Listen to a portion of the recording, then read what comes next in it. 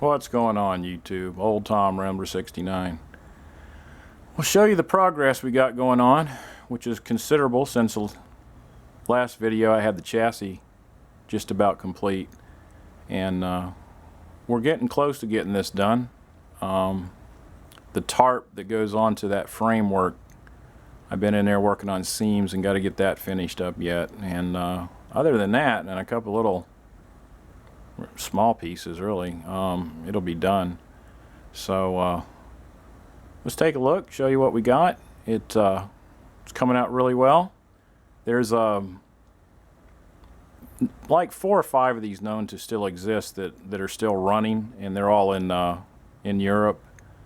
And the one that I found a lot of pictures of that travels along to truck shows over in Europe, it's painted like this. It has the blue with the red frame, silver trim on the wheels, and it's got black fenders and bumper. So that's what I went with. It's depicting the one that's running around over there today. So I'll show you what we got. It's coming along good, I think. Turned out really well. I got all the BMF done on the cab. There was quite a bit of BMF to do on this model. That was pretty time consuming to get all that to come out good. Got all that done. You know, it's got trim around the windows. It's come out pretty good, guys.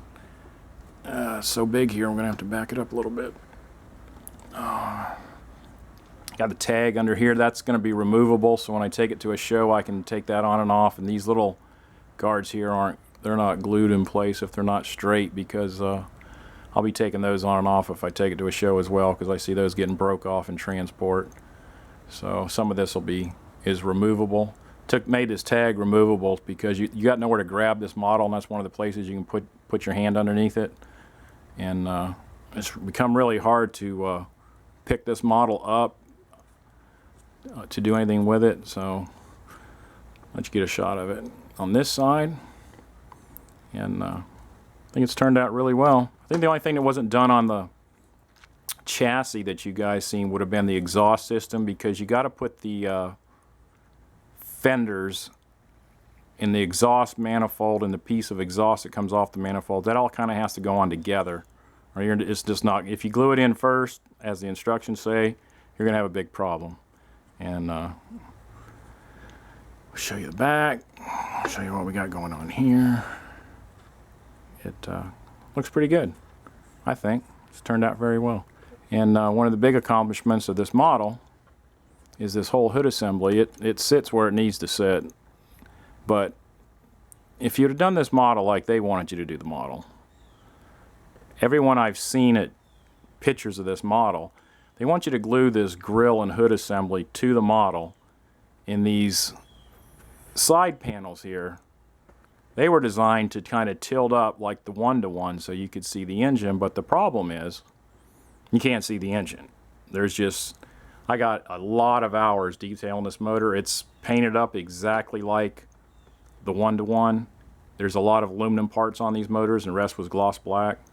So I had a lot of time detailing this motor, and then no way I was just going to glue the hood assembly on where you could virtually not see it. So that wasn't going to be an option. So I spent a pretty good bit of time trying to get this hood assembly to its 4 pieces, to get all that glued up, because it wasn't designed to be glued up, and make it one unit so it could be removable and fit back on the model and look okay.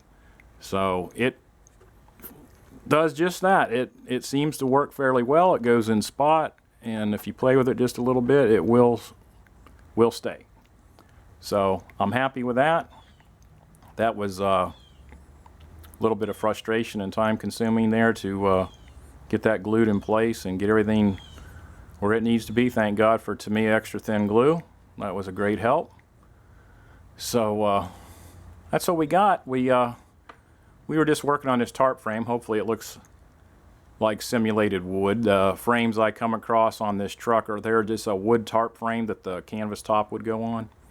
And all the ones I've seen, it was just like it was light wood, like it was just the bare wood, or maybe it had a light stain to it or whatever, but there was no dark colors to it. So I just try to simulate a light tinted wood for that framework. So that's what we got. I think it's turned out well.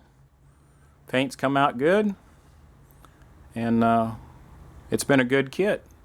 The fender fits everything I've read about this kit. There was a issue with these front fenders and the cab fitting, and they were correct. It turned out to be a little bit of work to try to get all that done, and had to beat it into submission a little bit. But other than that, there's been no fit issues with this kit. So it's a neat looking model. I've been really enjoying it. I've been on this build for a long time, and for those of you that go to the shows, you'll be this one will be out on the making a few shows, so you'll get to see it in person. We did the one-to-ones that I've seen of this truck. In the kit, these lenses would have been, they're just clear, but all the one-to-ones I've seen, the lights under the bumper were amber fog lights. So I went ahead and used some Tamiya clear yellow, and had those come out like fog lights, and they turned out really well. So looks really good.